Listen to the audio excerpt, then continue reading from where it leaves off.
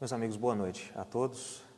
Nós estamos reunidos aqui no Centro Espírita Vinhas do Senhor e hoje nós vamos dar uma certa continuidade num assunto que nós já falávamos anteriormente, na nossa palestra passada da quarta-feira, discurso escatológico de Jesus. Hoje nós vamos falar uma segunda parte, porque a gente começou a falar sobre uma questão introdutória, falamos também aí sobre a questão do princípio das dores e hoje a gente vai dar essa continuidade. Vou entrar mais nesse assunto, vamos fazer a nossa prece inicial bem rapidamente, para a gente poder pedir proteção para iniciar. Vamos elevar o nosso pensamento rapidinho aí. Amado Mestre Jesus, solicitamos o Teu concurso, amigo, neste momento, por meio da espiritualidade bondosa que aqui se encontra. Solicitamos que esclareça os nossos pensamentos, a fim de que possamos absorver da melhor forma possível o Teu Evangelho e que possamos levar esses ensinamentos para a nossa vida no dia a dia. Pedimos então a permissão necessária para iniciar a palestra de hoje e que assim seja. Beleza, então como é que eu estava falando aqui? A gente fez uma breve introdução, então assim, só para a gente recapitular, para quem não viu a outra palestra não ficar, voando tanto assim. Como é que aconteceu? Jesus estava, esse assunto que nós estamos falando aqui está no capítulo 24 do Evangelho de Mateus. Esse mesmo assunto, ele é encontrado dentro do capítulo 13 de Marcos, certo? Se vocês quiserem dar uma estudada depois, quiser dar uma lida sobre esse assunto, está aí a nossa referência. Então, no nosso último encontro, a gente trabalhou essa questão. Jesus estava lá no templo, ele estava saindo do templo. Quando ele sai, os apóstolos abordam ele, falam assim: olá, mestre, olha o templo. Porque o templo ele era um objeto de muito orgulho do povo judaico. Ele vira para eles e fala assim: pois é, não vai sobrar pedra sobre pedra. Eles ficam alarmados, perguntam por quê e quando que isso aconteceria. Por isso que discurso escatológico está relacionado à questão messiânica, ou seja, alguma coisa que vai acontecer para o futuro, uma previsão de acontecimentos que estão no porvir. E aí ele começa a contar uma série de dados, de sinais, tá? Ele dá um conjunto de informações que estão relacionadas ao princípio das dores da humanidade. Aí ele fala sobre que vai ter guerra, vai ter peste. A peste você só acha em Marcos, não acha em Mateus. Vai ter peste, vai ter guerra, vai ter uma série de tribulações, e aí vai ser o fim. E aí nós falamos que algumas religiões atestam, fazem uma leitura literal dessa passagem e tem essa parte como o fim do mundo, o juízo final. É daí que vem as doutrinas do juízo final, né? Algumas religiões cristãs até acreditam também, baseadas nesta passagem. Isso eu estou falando de ciência da religião, tá, pessoal? Ciência da religião. Os cientistas da religião falam isso, tá? Que nessa passagem aqui haveria então um momento final de julgamento de todas as almas, num grande tribunal de Deus. Só que aí Allan Kardec refuta isso. Quando a gente lê lá no livro A Gênese, Kardec ele fala assim, não tem juízo final, tem na verdade juízos gerais. Então o que Jesus está falando é sobre uma grande transição que vai acontecer da humanidade, em que espíritos mais bondosos estarão aqui entre nós, por meio do dispositivo da reencarnação, certo? Então, pessoas mais alinhadas com os propósitos superiores da lei de Deus, estando aqui vivendo, teremos então uma sociedade mais justa. É basicamente isso que Kardec fala lá no item 64 do livro A Gênese. Beleza. E aí, ele fala também sobre a questão da perseguição dos cristãos da primeira hora. Então, quando a gente até falou um pouquinho sobre a questão da cristandade, como que era o exercício de ser cristão até o século III, do nosso calendário, quando também o cristianismo passa a ser um aspecto de religião oficial do Império Romano. Então a gente vê a grande tribulação aí também de Paulo sendo apedrejado, lá na carta final de Coríntios. Falamos também um pouco sobre o Obras Póstumas do Allan Kardec, em que ele conta também algumas dificuldades sobre ser um grande reformador, tudo mais. Então, tudo isso estava relacionado à nossa última palestra. Hoje, a gente entra, portanto, na parte de a grande tribulação de Jerusalém. Está dentro desse mesmo capítulo, vou fazer a leitura para vocês se situarem, e a gente vai comentando cada versículo. Qual que é a finalidade nossa aqui hoje? Esclarecer para vocês o verdadeiro sentido espiritual que Jesus quis falar sobre algumas palavras do Evangelho, tá bom? Então, vou fazer a leitura e depois a gente vai comentando. A grande tribulação de Jerusalém, capítulo 24, versículo 15. Quando, portanto, virdes a abominação da desolação de que fala o profeta Daniel, instalada no lugar santo, que o leitor entenda. Então, os que estiverem na Judéia, fujam para as montanhas. Aqueles que estiverem no terraço, não desçam para apanhar suas coisas. E aquele que estiver no campo, que não volte atrás para apanhar sua veste. Ai daquelas mulheres que estiverem grávidas e estiverem amamentando naqueles dias, pedi que a vossa fuga não aconteça no inverno ou no sábado, pois naquele tempo haverá grande tribulação, como não houve desde o princípio do mundo até agora, nem haverá jamais. E se aqueles dias não fossem abreviados, nenhuma vida se salvaria, mas por causa dos eleitos, os dias serão abreviados. Então, em alguns momentos, essa leitura que a gente faz do Evangelho de Mateus parece até meio contraditória, né? Ele fala assim, olha, mas como assim? Então, os dias, se não fossem abreviados, nenhuma vida se salvaria, mas eles serão abreviados por causa dos eleitos. Vamos entender um pouquinho mais disso aqui? Nós vamos fazer a leitura agora passo a passo desses versículos, vou mostrar para vocês o que Jesus queria. Primeira coisa, por que Jesus faz referência aqui? Quando ele fala assim, quando, portanto, virdes a abominação da desolação de que fala o profeta Daniel. Onde que Daniel falou isso? Está lá no capítulo 9, versículo 27 de Daniel. Lá no finalzinho, o profeta Daniel fala bem assim, E sobre a nave do templo, ele faz referência ao templo de Jerusalém. Olha que interessante. Estará a abominação da desolação até o fim, até o termo fixado do desolador. Então, o profeta Daniel, o que Jesus está fazendo? Ele está fazendo uma referência. Outros, antes de Jesus, outros profetas, todos enviados por ele, obviamente, que ele é o grande governador desse local que nós estamos aqui, ele envia esses homens para poder fazer uma série de predições, de previsões do que poderiam acontecer, mas não somente para poder avisar as pessoas, mas para que elas possam se precaver, se preparar para esses acontecimentos. Muito bem. Então, Jesus, quando ele fala dessa grande profanação, deixa eu voltar para o Evangelho de Mateus aqui.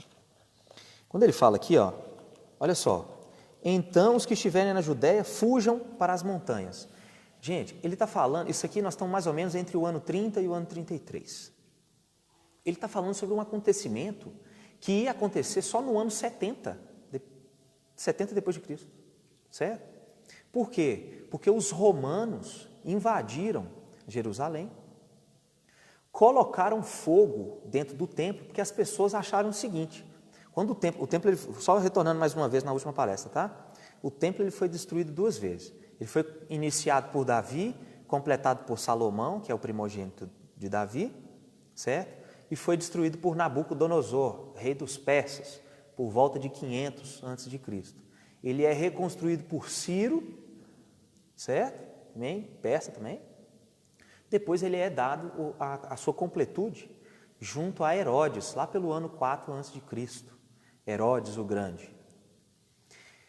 Interessante isso, porque aí existe então uma primeira construção, uma destruição do templo, constrói-se de novo e aí ele vem a ser destruído no ano 70 depois de Cristo. Então Jesus está falando de um acontecimento do futuro. Quando você lê Lucas sobre essa passagem aqui, quando você lê o Evangelho de Lucas, você percebe que, de acordo com a época que o Evangelho de Lucas foi escrito, esse acontecimento ele já tinha se dado. O Evangelho de Lucas ele é escrito lá por volta aí de 75, entre 65 e 75. Tá? Então, por que ele fala essa questão aqui? Olha, não volta, quem estiver no terraço, não desça. Por que ele fala isso? Porque Jesus, ele traz esse simbolismo de palavras aqui dentro do Evangelho para poder falar o seguinte, ó, vai acontecer uma grande destruição aqui, uma grande profanação desse templo. Ele vai ser destruído.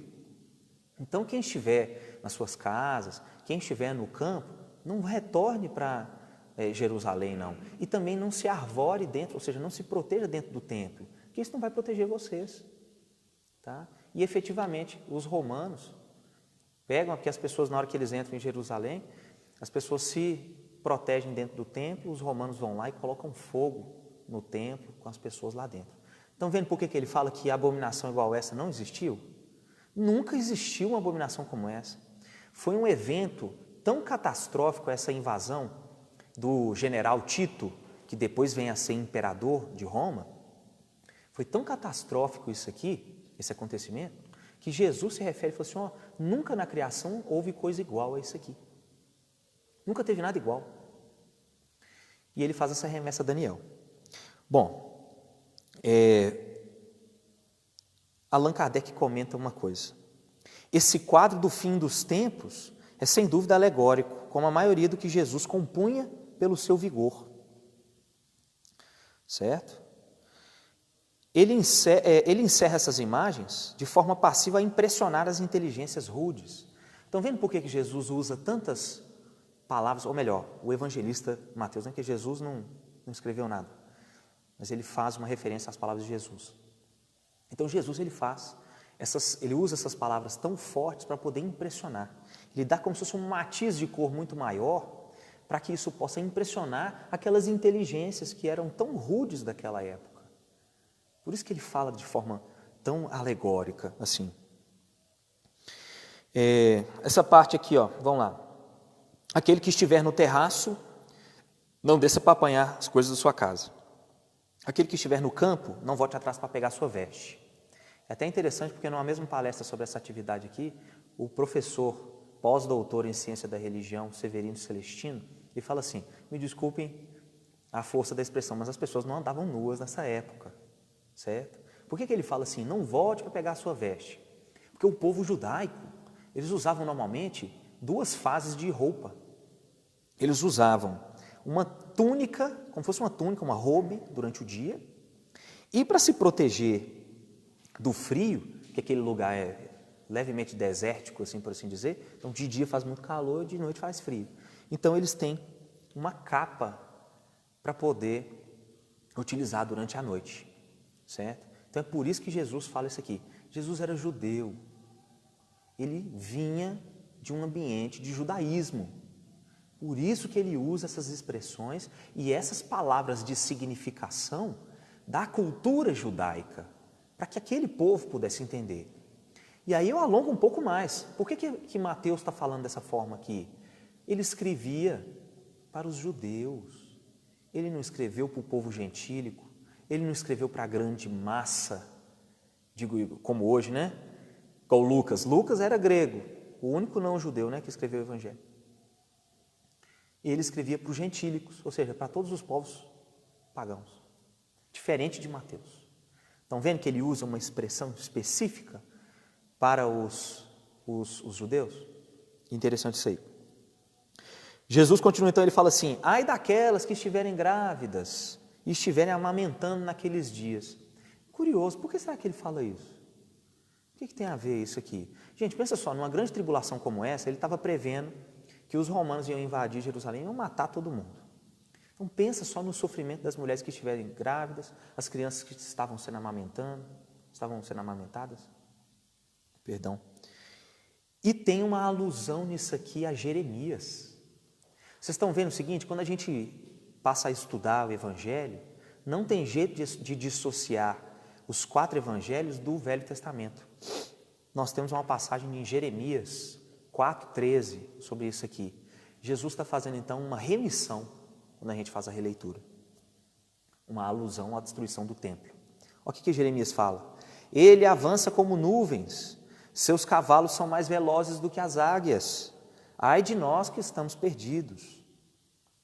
Jesus está falando do exército, Jeremias está falando do exército romano.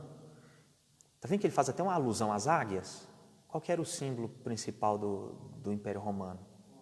Uma águia, não é? Olha só. Então, quando a gente passa a entender o Evangelho, gente, Evangelho tem que ser lido na expressão da palavra, na cultura, na questão histórica, para a gente poder entender, senão a gente não retira o melhor disso aqui. Estão vendo o tanto de contexto cultural, histórico que a gente traz aqui, para a gente poder compreender? Então é muito interessante que a gente faça essa leitura dessa forma. Pedir para que não aconteça no inverno ou no sábado. Pensa só, se uma grande tribulação dessa acontece no inverno, o quão difícil seria para as pessoas que, mesmo que estivessem fugindo ali de Jerusalém, não encontrariam. Pensa as mulheres grávidas, as que estão amamentando. E aí ele faz uma remissão ao sábado, ao Shabá.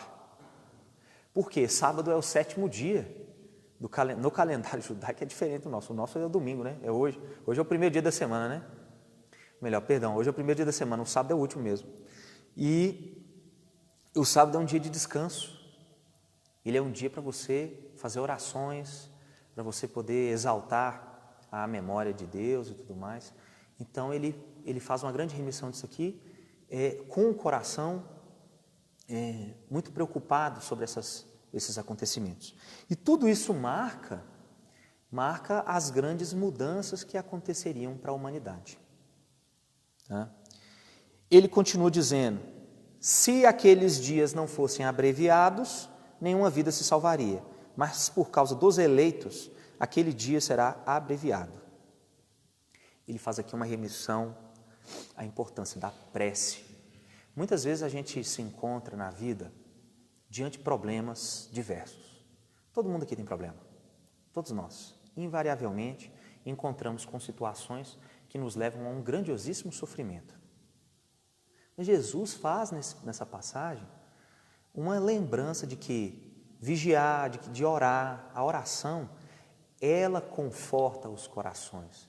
Ela faz com que nós tenhamos mais força para poder compreender os acontecimentos que ali nós estamos envolvidos e, sobretudo, também poder transpor esses problemas. E ele amplia esse conceito, porque ele fala, os eleitos poderão abreviar esses dias.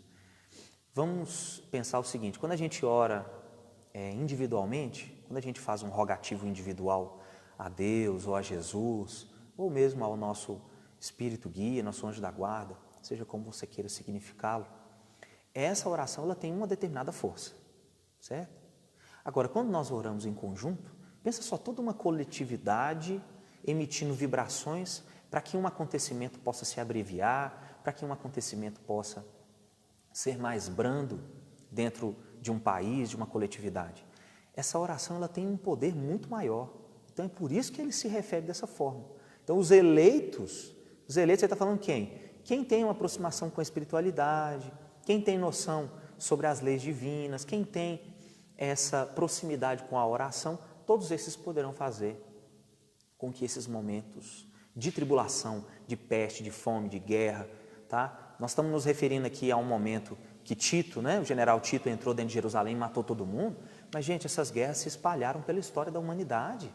Primeira Guerra Mundial, Segunda Guerra Mundial, Guerra do Vietnã, Guerra dos 7 anos, Guerra dos 100 anos, tantas outras aí, durante tanto tempo, que acontecem inclusive hoje na África, no Afeganistão, mesmo nos países mais afastados do Oriente Médio. Então, assim, a coletividade pode abreviar isso. Olha a importância da prece aí. Vamos fazer então agora essa última parte. O que ele fala lá? E então, se alguém vos disser, olha o Cristo ali, não creia. Pois hão de surgir falsos cristos e falsos profetas, que apresentarão grandes sinais e prodígios de modo a enganá-los, se possível até mesmo os eleitos, ou seja, até mesmo, olha só, até mesmo aqueles que têm uma grandiosíssima compreensão sobre a religião, aqueles que praticam os preceitos ensinados pelo Cristo, poderão ser enganados por essas pessoas que se colocam diga assim, como falsos profetas. Existiram falsos profetas? Existem falsos profetas ainda hoje? O professor, o pós-doutor Severino Celestino, catalogou na tese de pós-doutorado dele 25 falsos profetas durante a história ali do tempo que rodeia ali o Jesus, certo? Mas tantos outros também existem até hoje.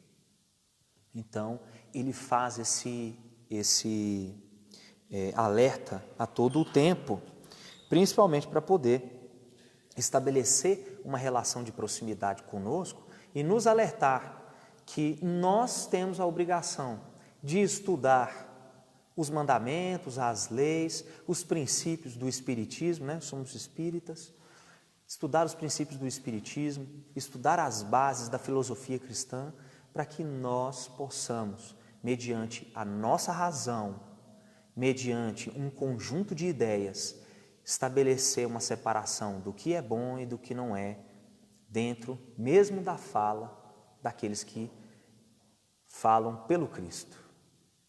Então a gente tem que observar. Trabalhemos então o nosso raciocínio toda vez que alguém nos falar sobre questões também evangélicas e tudo mais, analisemos o conjunto como um todo.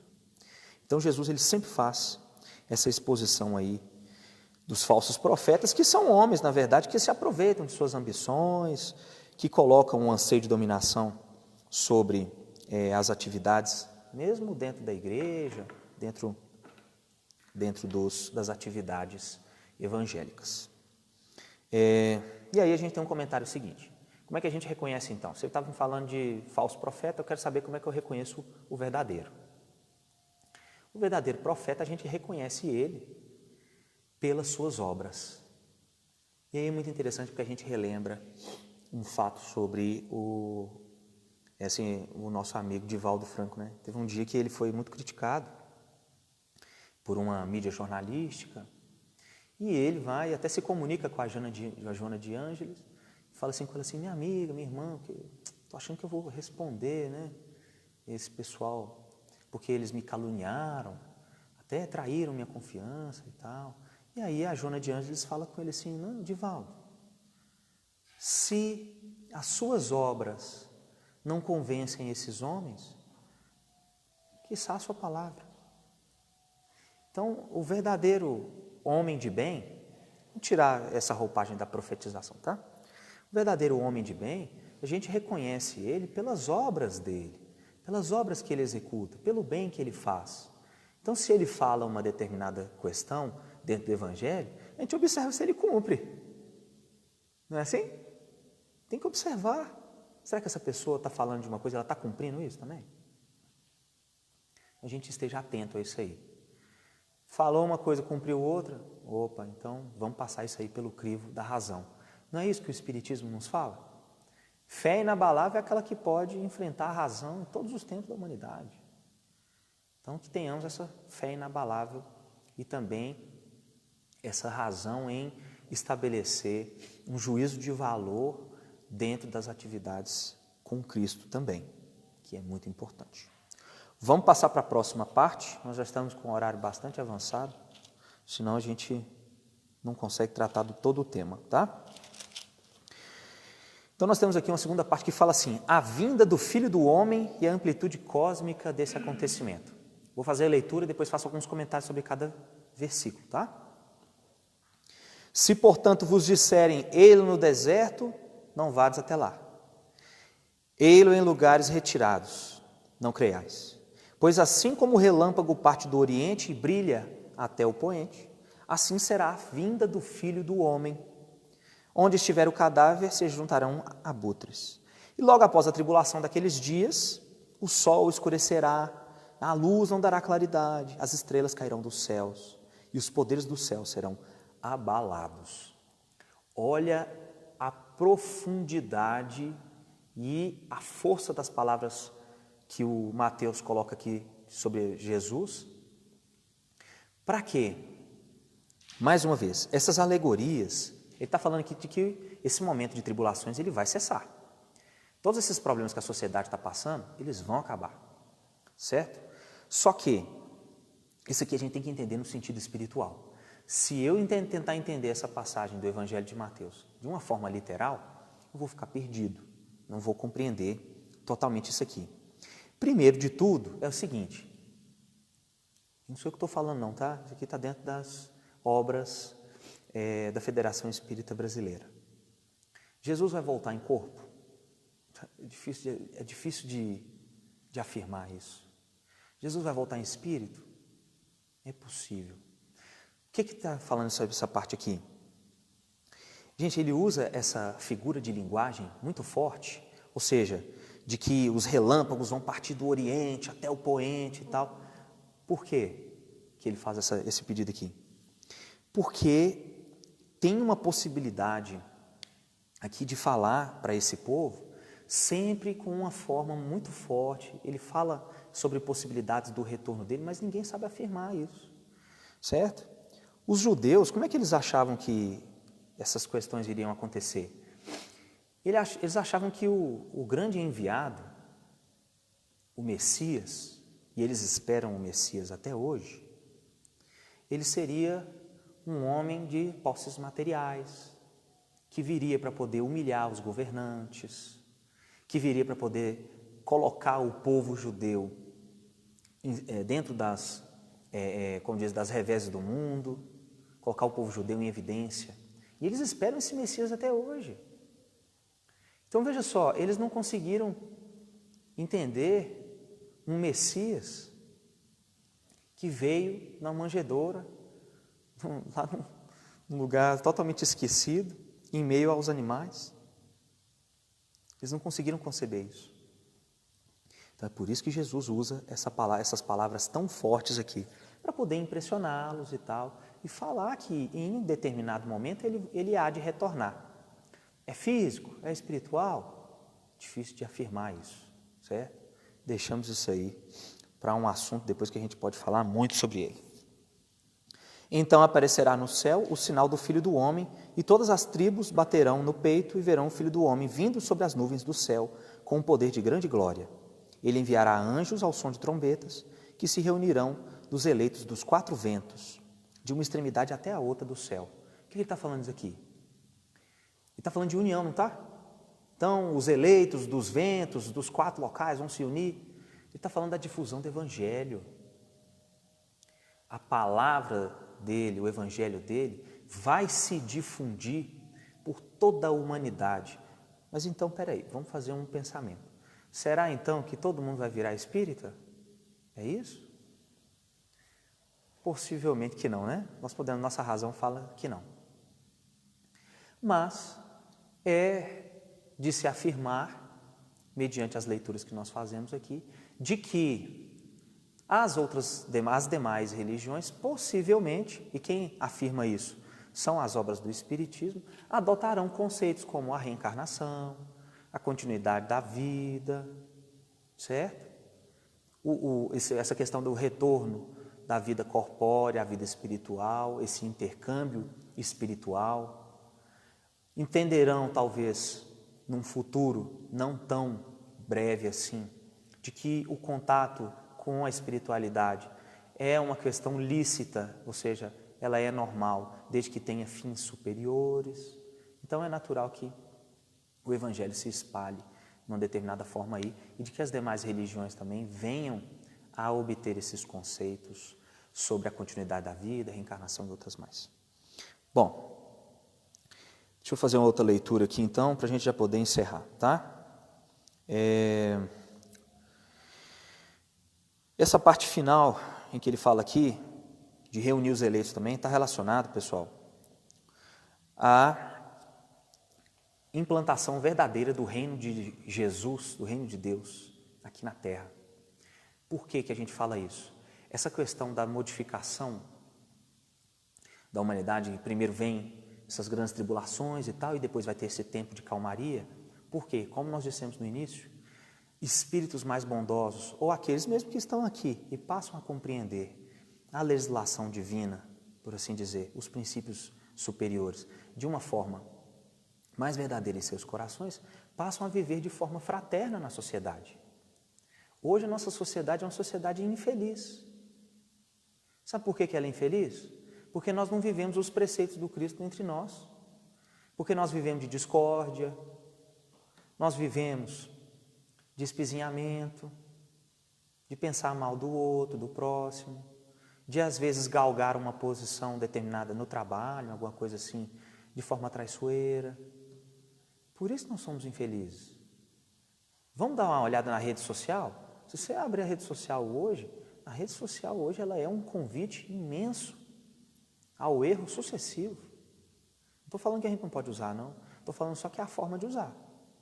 Então, se você usa de forma para poder se instruir, de forma a poder se elevar, ler uma leitura superior, ler uma atividade que traga o seu coração para próximo das atividades bondosas, não tem problema nenhum. O problema é quando a gente engaja só dentro da questão da pornografia, né, dos memes que são jocosos, que denigrem as pessoas.